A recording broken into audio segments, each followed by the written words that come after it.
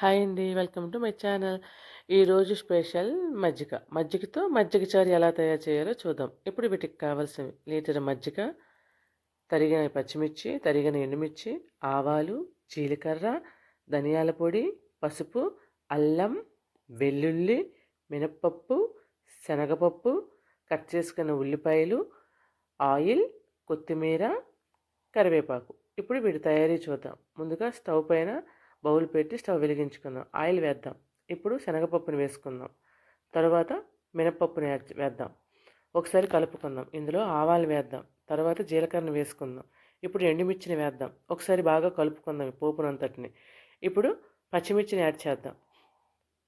ఆనియన్స్ని వేసుకుందాం. ఒకసారి బాగా కలుపుకుందాం. ఇప్పుడు దంచిన అల్లం వెల్లుల్లిని వేద్దాం. ఒకసారి బాగా కలుపుకుందాం. కరివేపాకుని వేసుకుందాం.